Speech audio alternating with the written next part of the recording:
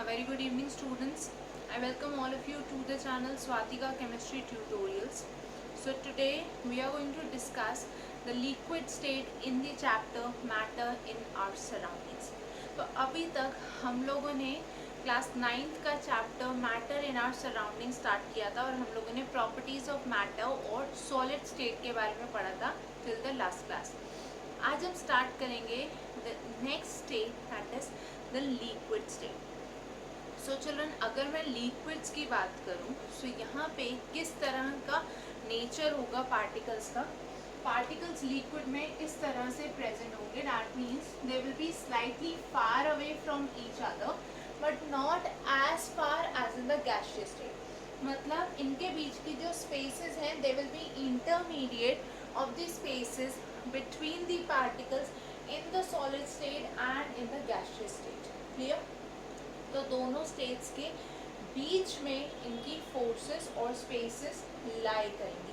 That means the properties of the liquid state are intermediate of the properties of the gaseous and the solid state.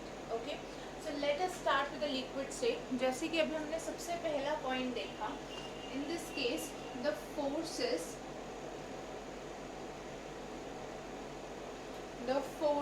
Of attraction between the particles are intermediate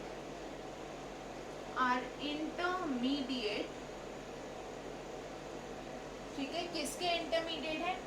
of the forces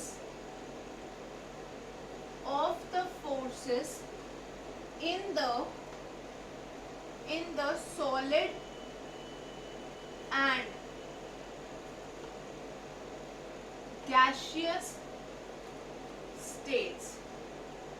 So gaseous states और solid states में जो forces होती हैं इनकी forces उनसे intermediate है, मतलब दोनों के बीच में lie करती हैं.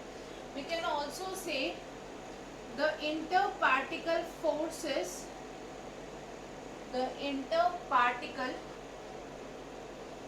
spaces, not forces. The interparticle spaces are greater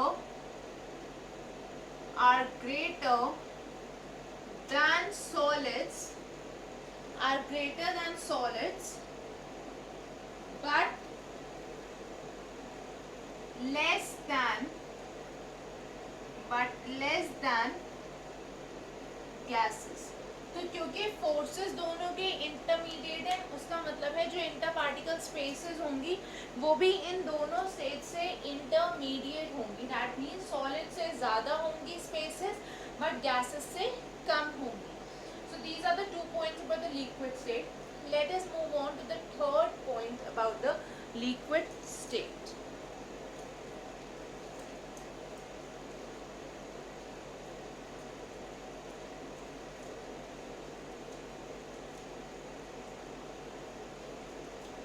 liquids में क्या होता है children? Since there are certain amount of spaces between the particles. ठीक है, पार्टिकल्स के बीच में ऐसा नहीं है कि बिल्कुल ही स्पेसेस नहीं है like in the solid state, और ना ही बहुत ज़्यादा स्पेसेस है गैसेस की तरह. सो यहाँ पे कुछ अमाउंट में स्पेसेस एग्जिस्ट करती है, इसलिए आप उनको ऐसे कंप्रेस कर सकते हो by applying pressure. So liquids are slightly compressible, only slightly, क्योंकि बहुत कम एक्सटेंट तक आप इनको कंप्रेस कर सकते हो. ठीक है, जैसे अगर मैं एक सिरिंज में कोई लिक्विड लूँ और मैं पिस्टन को पीछे से प्रेस करूँ, सो कंप्रेशन बहुत कम होगा, not to a great extent. Okay, so what do we have in this case? The next property is that liquids are slightly compressible. या स्लाइटली कंप्रेसिबल. ठीक है, the next property is that liquids or the particles in liquids, they have higher kinetic energy than the particles in the solid state but lower kinetic energy than the particles in the gaseous state. ठीक है, तो इनकी जो kinetic energy है वो solid से ज़्यादा है क्योंकि पार्टिकल्स मूव कर सकते हैं to some extent, but gases से कम है क्योंकि उतना ज़्यादा नहीं मूव कर सकते जितना कि गैसेस में they are allowed to move. Okay, so we can write down the next point. The particles of liquid state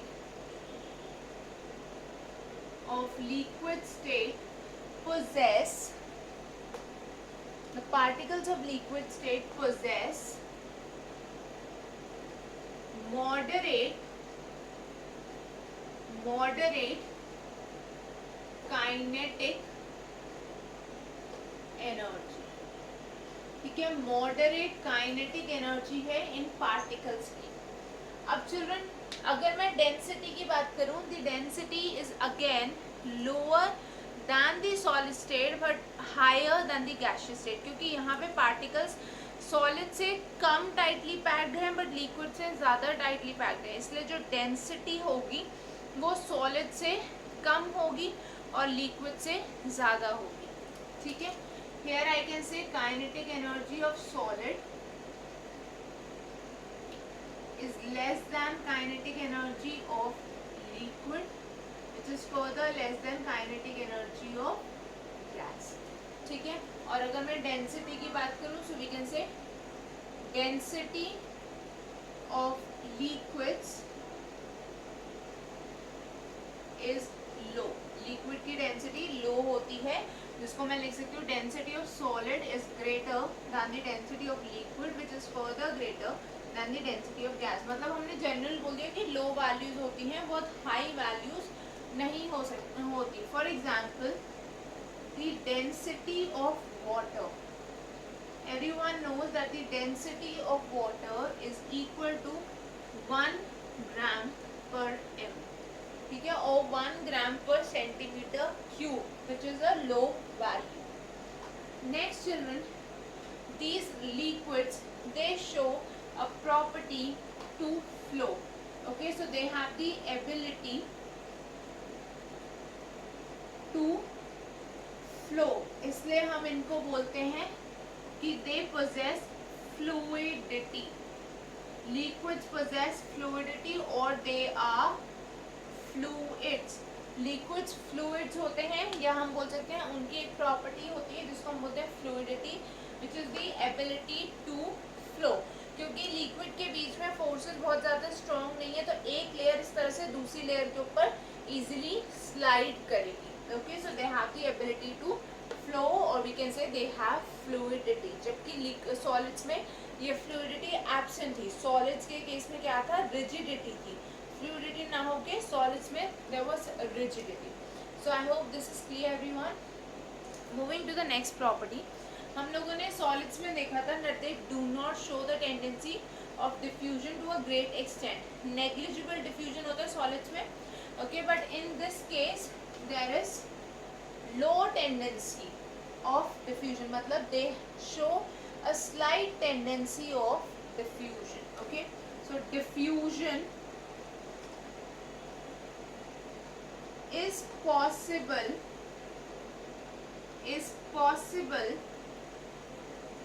in liquids. इसके लिए मैं आपको एग्जाम्पल दे देती हूँ. लिक्विड्स में डिफ्यूजन क्यों पॉसिबल है, let us see an example for this.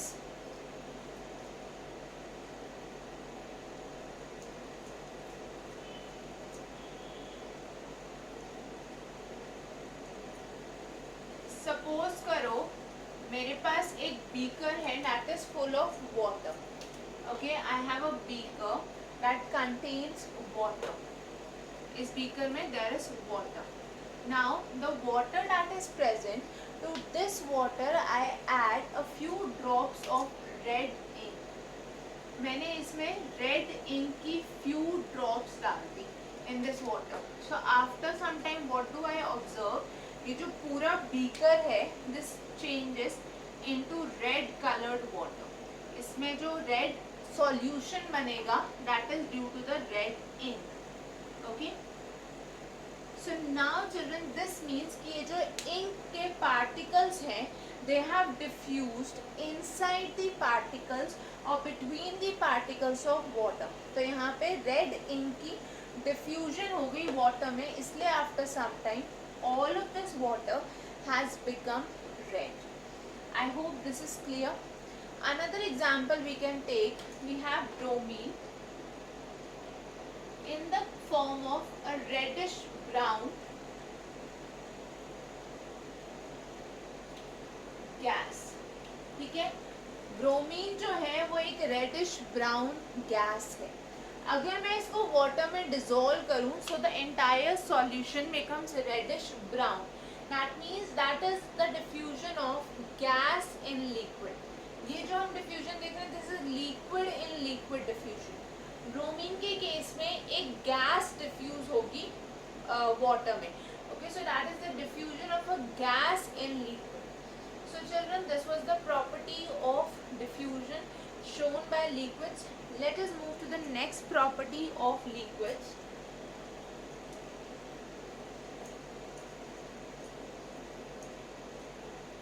The next important property of liquids is that liquids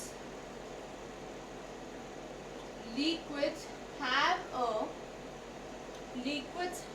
a fixed volume but no fixed shape. Liquids have a fixed volume but no fixed shape. Liquids के case में क्या होता है, उनकी volume तो fixed है but उनकी shape fixed नहीं है. इसके लिए एक एग्जांपल देखते हैं. सपोज करो मेरे पास है 1 लीटर वाटर. ठीक है, I have 1 litre of water and this 1 litre of water I can take in different containers. Suppose I take it in a beaker in the first case. ठीक है, in the second case I take it in a conical flask. In the third case I take it in a round bottom flask. Okay, and in the fourth case I take it in a kitchen utensil.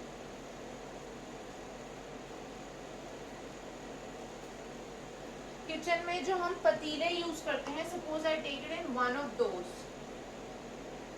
Okay, so I have 4 different containers in which I can take 1 liter of water. So in all of these cases the water is going to occupy the shape of that particular container. जिस container में हमने इस water को डाला, हर एक case में वो उसी कंटेनर की शेप ले रहा है. ओके, बट हर बार उसकी जो वॉल्यूम है वो सेम है, दैट इज 1 लीटर. मतलब वॉल्यूम तो फिक्स्ड है for a given quantity, but उसकी जो शेप है that would vary with the shape of the container. So we can also write this down as liquids take the shape of the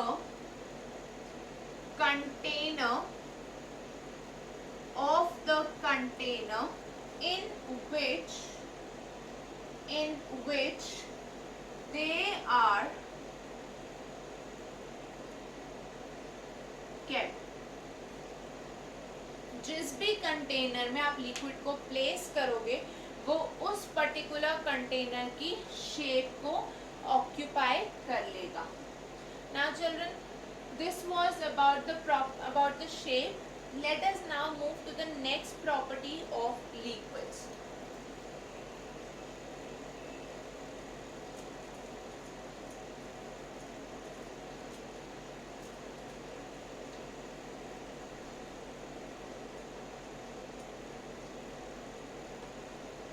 next हम बात करेंगे about the property known as boiling. और let us in simple terms talk about vaporization. इसमें हम 2 properties consider कर लेंगे, जिसमें से वन इज बॉइलिंग. चलो, वेपराइजेशन का क्या मतलब होता है? जब भी कोई लिक्विड वेपर्स में कन्वर्ट होगा उसको हम बोलेंगे vaporisation. Okay, listen to me very very carefully, this is very important, ठीक है। जब मैं वेपराइजेशन की बात कर रही हूँ, this is the conversion of a liquid into vapors। जब भी कोई लिक्विड को वेपर्स में कन्वर्ट कर रहे हैं हम, तो the process is known as vaporisation. Now first of all, is vapour same as gas? सबसे पहला हमारा क्वेश्चन आता है, can I call vaporisation as the conversion of a liquid into gas? Children, gas और वेपर दो different चीजें हैं, ठीक है। रिमेंबर वन थिंग, जब मैं गैस बोल रही हूँ, so I am referring to a substance that is in the gaseous state at the room temperature। मतलब अभी इस नॉर्मल कंडीशन में, नॉर्मल टेम्परेचर प्रेशर पे जो भी सब्सटेंस गैसियस स्टेट में एग्जिस्ट करेगा, I would call that as a gas. For example, the oxygen around us, the nitrogen around us, the carbon dioxide around us, they are all gases, क्योंकि at this particular temperature and pressure condition, मतलब जो normal temperature pressure condition है, they exist in the gaseous state। So we can say a substance is in the gaseous state at room temperature, ठीक है। जब भी substance room temperature पर gaseous state में exist कर रहा है, तो उस सब्सटेंस को हम बोलेंगे gas. Example, hydrogen, carbon dioxide, oxygen etcetera, ठीक है। ये सब एग्जाम्पल्स हो गए ऑफ गैसेस। बट वेपर क्या है? जब भी कोई सब्सटेंस रूम टेम्परेचर पे, मतलब नॉर्मल टेम्परेचर कंडीशंस पे एक लिक्विड की फॉर्म में है, राइट। नॉर्मल कंडीशंस पे the substance is in the liquid state, but जब हमने उसको हीट करा, that means at a higher temperature it gets converted into the gaseous state, तो उस सब्सटेंस को हम बोलते हैं vapours, okay. So when it gets converted into the gaseous state at a temperature higher than the room temperature, then that is the vapor form of the substance, okay। So here we can say substance is in the liquid state, substance is in the liquid state at room temperature, okay, at room temperature, but gets converted into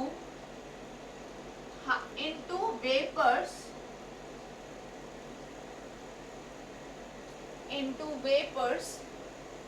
at higher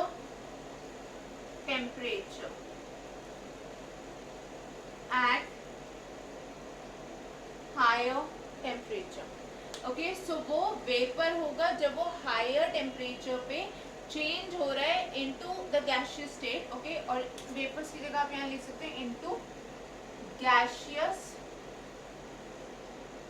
state, okay. So that is vapour. Example, water vapors। Another example in this case we can say bromine। Bromine क्या होता है? अभी हमने देखा reddish brown gas, but basically those are reddish brown vapours, okay. Bromine के vapours बन रहे हैं, बट जब वो नॉर्मल टेम्परेचर पे है इट इज अ लिक्विड। तो जो हमने अभी gas and liquid diffusion study करा, वो तब है when at higher temperature it has been converted into the gaseous state. Otherwise, at the normal room temperature, bromine was in the form of a reddish brown liquid.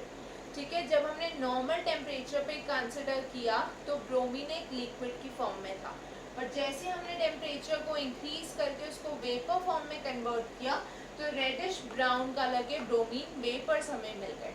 Okay children, I hope this is clear to everyone कि gas और vapour में क्या difference होता है.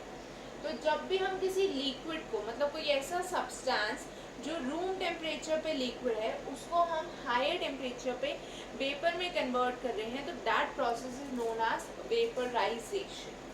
Okay, अब vaporisation को हम थोड़ा सा डिटेल में कंसिडर करते हैं.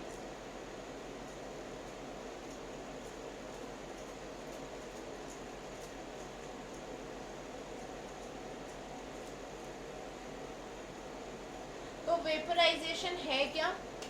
लिक्विड टू वेपर, राइट, या लिक्विड से gaseous state. I am not saying gas, I am saying gaseous state. मतलब वो सब्सटेंस लिक्विड से अपने गैसियस फॉर्म में जा रहे हैं. Okay, so that is vaporisation. अब चिल्ड्रन, ये दो तरीके से पॉसिबल है. The first one is known as boiling. Okay, the first one is known as boiling and the second one is known as evaporation.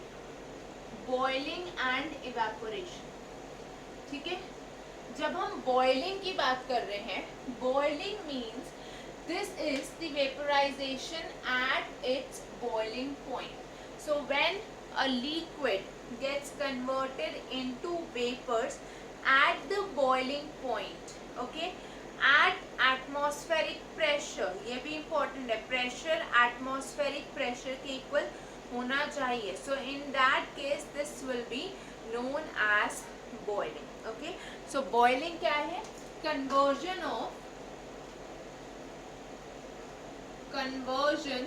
of a liquid into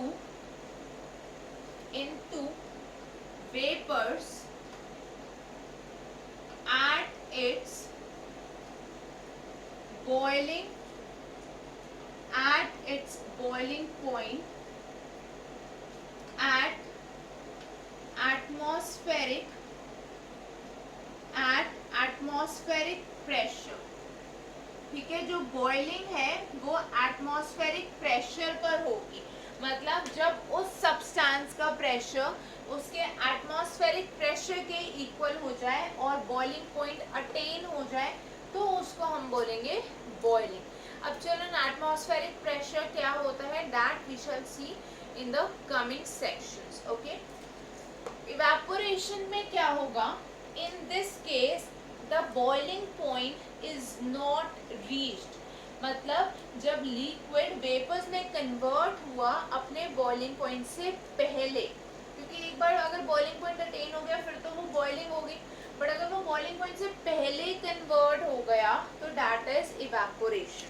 ठीक है, so in this case what do we have? Conversion of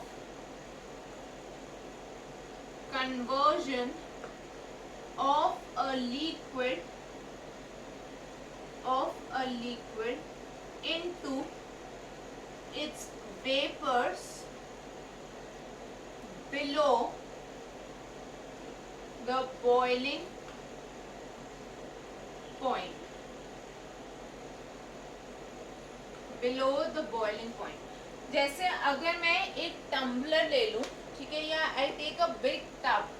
मैंने क्या किया, मैंने एक large tub में पानी लिया. Okay, I take water in a large tub. Now I leave it out in the open. So rays from the sun are going to evaporate this. ठीक है, आप सबने evaporation के बारे में पढ़ा है, और evaporation is the reason कि water cycle carry out होती है. जब क्या होता है, sun से sunlight falls onto the water